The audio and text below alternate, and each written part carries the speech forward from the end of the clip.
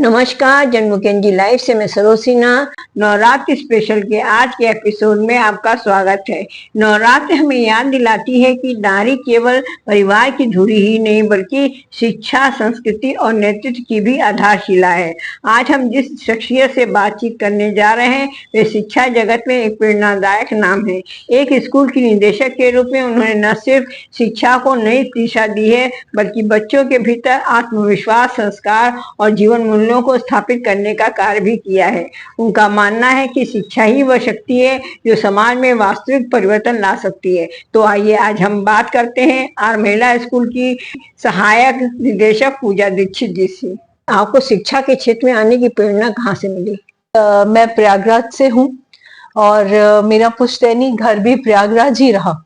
मेरे बड़े बाबा great grandfather vice chancellor सागर university में रहे और इलाहाबाद यूनिवर्सिटी में एज अ हिस्टोरियन वो आया करते थे अपने लेक्चर्स देने।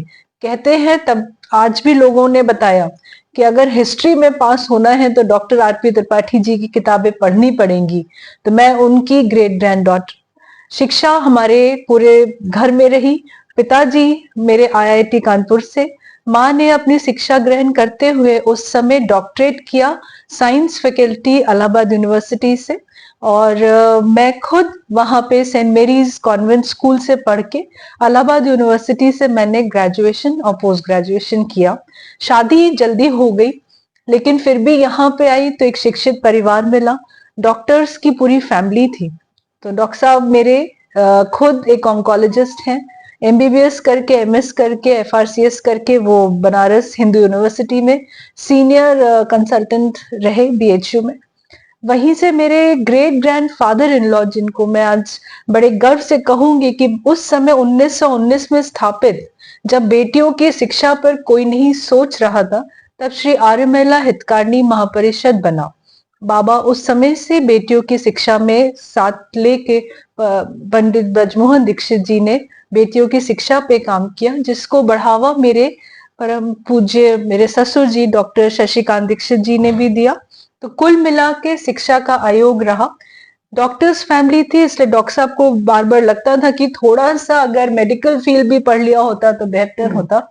तो मैंने IMS institute of medical sciences से उस समय फर्स्ट बैच निकला था हॉस्पिटल एडमिनिस्ट्रेशन का। तो मैंने वहां से थर्ड पोजीशन मुझे मिली क्योंकि घर परिवार बच्चे देखते हुए मैंने वो डिग्री भी कंप्लीट करी। एक महिला के रूप में स्कूल की प्रबंधक की भूमिका निभाना आपके लिए कितना चुनौतीपूर्ण और संतोषजनक रहा है? महिलाएं हर फील्ड में, मुझे लगता है आज भी जब हम बात करते हैं कि हमारी प्रेसिडेंट ऑफ इंडिया भी महिला है, चांद पे पहुंचने वाले भी अब उसमें महिलाएं का नाम जुड़ रहा है, लेकिन हर फील्ड में महिला को कहीं ना कहीं मुश्किलें आती हैं क्योंकि घर की जिम्मेदारियां निभाते हुए हम इस फील्ड में उतरते हैं। तो जब मैं स्कूल में आई तो मुझे शुरुआत में काफी घबराहट हुई क्योंकि एकाएक आपको सारे स्कूल को मैनेज करने को दे दिया गया। पर यकीन मानिए जब परिवार का साथ होता है तो सारे समाधान निकल आते हैं और मेरे पीछे खड़ा हुआ मेरा ये शिक्षित परिवार ने मुझे हिम्मत दी कि जिस कुर्सी पे मैं आज बैठी हूँ उसको मैं अच्छे से निभा पाऊं। आपकी यात्रा में ऐसा कौन सा क्षण आया है जिसने आपको शिक्षा के प्रति अधिक समर्पित कर दिया? समाज में आज भी शिक्षित तो आपको बहुत मिलेंगे पर शिक्षा का सही मान्य रखने वाले लोग कम मिलेंगे। मुझे ऐसे कई परिवार मिले जहां पे बेटियों को शिक्षा तो दे दी जाती थी लेकिन जहां पे शादी की अवस्था शुरू होती है तो बेटियों को ही सबसे पहले रोका जाता है कि बस अब शादी कर लो, यहाँ से तुम्हारी शिक्षा का काम खत्म हो गया। मुझे ऐसा लगा कि जब हम जैसी महिलाएं अगर इस क्षेत्र में नहीं उतरेंगे तो ये जो एक तरीके का एक मैनिफेस्ट बन गया कि नहीं, एक उम्र के बाद शादी करनी है, उसके बाद आप ससुराल जाइए, अपना ये देखिए। तो मुझे ऐसा लगा कि नहीं, मैं शिक्षा के क्षेत्र में उतर के एक नई पैदान, एक नई सीढ़ी, जरूर कठिन है चढ़ना पर चढ़ूंगी क्योंकि आप सिर्फ घर में रहकर जितना आपके माँ बाप ने पढ़ाया, मुझे लगता है आप अपने बच्चे बड़े होने के बाद वो शिक्षा कहीं ना कहीं छूट जाती है। पर यकीन मानिए आज समाज में पढ़ी लिखी महिलाओं की जरूरत है। पढ़े लिखे होने से जो हम समाज को एक नया दायरा दे सकते हैं तो मैं हर एक महिला को जो आज मुझे सुन भी रही है और मुझे पढ़ भी रहेगी, मैं चाहूंगी कि आप समाज में बाहर आए। आपकी सिर्फ पहचान आपके बच्चों से या परिवार से नहीं है, आप एक शिक्षित महिला हैं। आपको बढ़कर अपनी पढ़ाई, अपनी पूरी जो आपने इतनी मेहनत से अपनी अपनी जो एक लाइफ अपनी पढ़ाई को, एजुकेशन को दी है, उसको आपको आगे और जगह देना चाहिए समाज को। शिक्षा और नारी शक्ति का आपस में क्या संबंध है? भारत एक ऐसा देश है जहां नारियों को पूजा गया, महिलाओं की पूजा की गई। अगर हमें शक्ति चाहिए तो हमने दुर्गा को पूजा, लक्ष्मी चाहिए तो हमने माँ लक्ष्मी को पूजा, अगर शिक्षा चाहिए तो हमने माँ सरस्वती को पूजा। तो मुझे ऐसा लगता है कि शिक्षा, नारी, समाज सब एक दूसरे से जुड़ा हुआ पहलू है।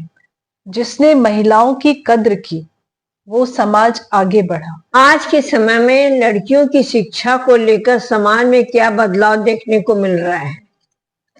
आज बेटियां शिक्षित हो रही हैं, उनका पहलू बदल रहा है, उनका नजरिया बदल रहा है। पहले हम शिक्षा दे देते थे ये सोचकर कि आगे अच्छे घर में इनकी शादी हो जाएगी, कहीं अच्छी जगह उनको कोई नौकरी मिल जाएगी। लेकिन आज का पहलू बदला है, बेटियां आत्मनिर्भर होने के लिए तैयार हैं। हम शिक्षा के साथ कोशिश करते हैं कि सेल्फ डिफेंस की भी ट्रेनिंग कराएं।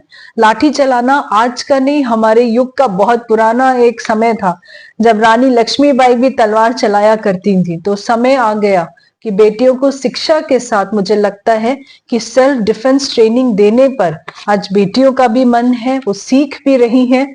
और यकीन मानिए आने वाला समय अगर रानी लक्ष्मीबाई जैसी वीरांगना की भी जरूरत पड़ेगी तो हमारी देश की बेटियां तैयार हैं उसके लिए भी। क्या आप मानती हैं कि शिक्षा महिलाओं को आत्मनिर्भर और आत्मविश्वासी बनाने की सबसे मजबूत साधन है? जी बिल्कुल। एक शिक्षित महिला 4 शिक्षक तैयार करती है अपने घर में। तो जैसे कहा जाता है, if you teach a single girl, 4 families will be getting education.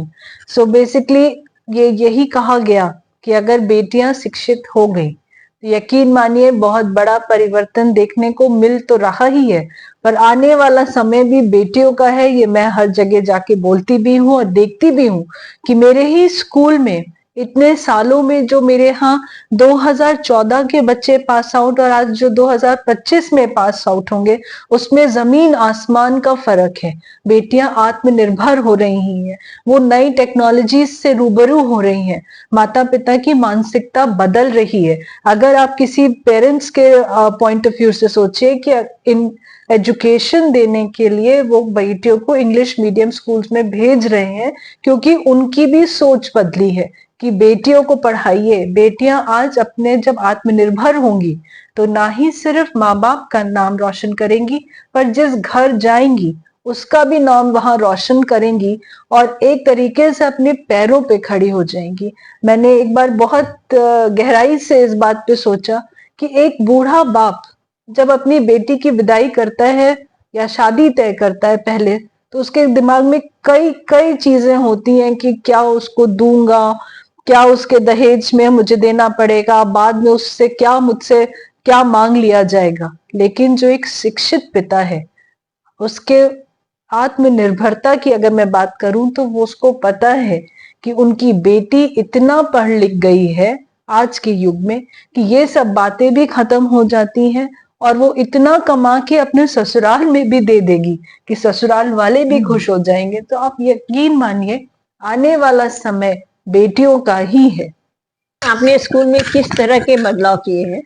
School में बेटियों की शिक्षा को लेके मैंने ऐसे सब्जेक्ट्स को एनरोल किया है जो मुझे ऐसे लगता है कि सिर्फ आर्ट्स, साइंस और कॉमर्स को छोड़ के भी विषय होते हैं। आज का परिवेश ऐसा है कि कहीं भी बेटियां अगर जाना चाहती हैं या पढ़ना चाहती हैं तो उनके पेरेंट्स भी उनको सपोर्ट करते हैं। अब सिर्फ साइंस पढ़ के डॉक्टर या इंजीनियरिंग या कॉमर्स पढ़ के सीए या ह्यूमैनिटीज पढ़ के पर्टिकुलरली आप सिर्फ घर नहीं संभालते। उन सब्जेक्ट्स को एनरोल जब किया, जिस प्रकार से आप मानिए एनसीसी हो गया, एनसीसी आपको सीधे आपको आर्मी और नेवी और एयरफोर्स में ज्वाइन कराएगा। साथ में हमने इसको फैशन डिजाइनिंग का भी रूप दिया। हमारी बनारस में एक ऐसी बड़ी इंडस्ट्री है, जो वीवर्स हैं, साड़ी वाले हैं, तो उनकी जो बेटियां हैं, अगर ये फैशन डिजाइनिंग का कोर्स, वीविंग, टेक्सटाइल्स का काम सीखती हैं, तो अपने फादर का भी हाथ बिजनेस में बढ़ाती हैं। तो जब इस तरीके की चीजें आप समाज में बच्चों के बीच में डालते हैं कि बेटा पढ़ो, ये चीजें आप आने वाला समय है। एआई हमने 7 साल पहले शुरू किया था। पेरेंट्स के दिमाग में बहुत क्वेश्चंस थे कि मैम एआई से क्या होगा, पर देखिए समय एआई का आ गया। आज हर टेक्नोलॉजी एआई बेस्ड हो गई है। तो मैंने जब यहाँ पे ज्वाइन करा तो मेरा मन सिर्फ इतना ही था कि कुछ नई चीजों को इम्प्लीमेंट करूंगी, ताकि लड़कियों को, एक हम सामान्य परिवार की आई हुई बेटियों को मैं कुछ नया देख के उनको आत्मनिर्भर बना सकूं। बच्चों खासकर बेटियों की शिक्षा में आपको किन चुनौतियों का सामना करना पड़ा और कैसे हल किया? बेटियां बहुत नाजुक होती हैं। उनको आप जिस मूड में, जिस जिस उसमें डालेंगे, कहते हैं कि एक ऐसे मॉड्यूल में डालेंगे, तो बच्चियां इतनी इतनी नाजुक हैं कि वो अपने आप से उसमें अपना एक शेप ले लेती हैं। आप बेटियों को मजबूत बनाएंगे तो वो मजबूत निकलेंगी। आप अपनी बेटी को अगर डरा के रखेंगे तो यकीन मानिए कोई स्कूल वो डर नहीं निकाल सकता आपकी बेटी का। तो मैं बार बार एक बात कहती हूँ कि जो घर पढ़ा लिखा है, जिस घर में माँ पढ़ी लिखी है, यकीनन उसकी बेटी भी बहुत शिक्षित होगी और उसके संस्कारों से ये सब चीजें सामने आएंगी कि एक पढ़ी माँ की बेटी में फर्क आपको दिखेगा ही दिखेगा। मैं बार बार एक ही बात बोलती हूँ कि आप बेटियों को बढ़ने दीजिए। वो इतनी सुंदर सी तितली है, अगर आप इसके पंख इसको फहराने ही नहीं देंगे तो वो बुझ के एक दिन खत्म हो जाएगी। आप उन्हें उड़ने का मौका दीजिए। देखिए, sky is the limit for every girl and I really believe in this. शिक्षा के क्षेत्र में महिला नेतृत्व को आप कैसे देखती हैं? मैंने जब स्कूल ज्वाइन किया, मेरे पास काफी उम्र के बच्चे थे, right from nursery to class 12। आपको मैं बताना चाहूंगी कि बच्चों के जब पीटीएम हुआ तो एक बार एक पेरेंट ने आके मुझसे पूछा कि मेरी बेटी कहती है कि मैम पूजा मैम जैसी बन जाओ, बिंदी लगा लो बड़ी, साड़ी ऐसी पहनो। उसने दूसरी माँ का एक तरीके से बच्चे आपको देखने लगते हैं अगर आप उससे बैक टू बैक कनेक्ट होते हैं। तो मुझे एक अच्छा लगा कि एक बेटी ने अगर मेरे को एक आइडल माना तो मेरी भी जिम्मेदारियां बहुत बढ़ गई। फिर मैं हर समय हर स्टेप में अपने आप को देखती थी कि कहीं मुझसे ना कोई गलती हो जाए, क्योंकि अगर बच्चे मुझे देख के सीख रहे हैं तो पहला कदम तो मुझे अपने आप में अपने को उस पैदान पे खड़ा करना है कि बच्चे कुछ अच्छा सीख कर फिर यहाँ से जाए। तो बाकी तो बच्चों का नेतृत्व करना अच्छा लगा। बेटियों के साथ आज एक माँ का संबंध है और उनके साथ मिलजुल कर मुझे एक अच्छा अनुभव हुआ। नवरात्रि आपको व्यक्तिगत और पेशेवर जीवन में किस तरह प्रेरित करती है? शक्ति, दुर्गा, ये एक औरत की पहचान होती है। आत्मनिर्भर बनना, लेकिन आत्मसम्मान से कहीं भी अपने आप को किसी भी तरीके से ठेस ना पहुंचाना। तो नौ दुर्गा मेरे मन में एक बहुत अहम एक रिश्ता सा है माँ से। माँ भवानी की मैं बहुत बड़ी उपासक हूँ और बेटियों को मैंने नौ दुर्गा के हर रूप के बारे में बताते हुए कहा कि जो नौ दुर्गा का रूप सामने आ रहा है वो पूरी शक्तियां माँ के अंदर समाई हुई है। तो कम से कम एक कोई भी कठिनाई आए मन में तो एक बार माँ दुर्गा के 9वें रूप को देखकर कहीं ना कहीं से आपको ये शिक्षा मिलेगी कि ये देवी हम कहीं ना कहीं अपने आप में बन सकते हैं। तो मुझे ऐसा लगता है कि ये पर्व हमारे देश का सबसे बड़ा पर्व है और हर बेटी को अपने आप में माँ दुर्गा का रूप देखते हुए इसमें जुड़ जाना चाहिए। नवरात्रि के इस मौके पर नई पीढ़ी को आप क्या संदेश देना चाहेंगी?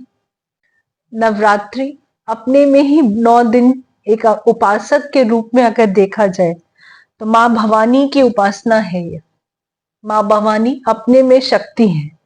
उन्होंने एक तरीके से 9 रूप धारण करके दिखा दिया कि आप महिला को अगर किसकी भी, अगर आपको उनके तपस्वी का रूप चाहिए तो महिला है, अगर आपको उनका रौद्र रूप चाहिए तो महिला है। और यकीन मानिए 9 देवियों का आना हमारे भारतवर्ष में बहुत शुभ संकेत रहा है। इससे हमारे अनेकों इसके साथ नए नए पर्व शुरू होते हैं और एक नया युग का हम लोग कहते हैं कि परिवेश में आ जाते हैं। तो मैं सभी को ये कहूंगी, नवरात्रियों में अपनी माँ को, घर बैठी हुई माँ, बूढ़ी माँ, दादी माँ, नानी माँ, सबको इज्जत दो, प्यार दो, सम्मान दो। मंदिरों में, पंडालों में जाने से सब कुछ नहीं मिल सकता अगर घर की माँ दुखी हो। तो मैं एक ही संदेश देना चाहूंगी सभी को कि घर बैठी महिलाओं का भी सम्मान करिए, मान करिए, उनको प्यार करिए, उनके साथ बैठिए, बात करिए। सिर्फ पंडालों में घूम के नवरात्रि ना मनाइए, गरबा करिए, डांस करिए, खूब घूमिए, झूमिए, लेकिन माँ की बात भी सुनिए।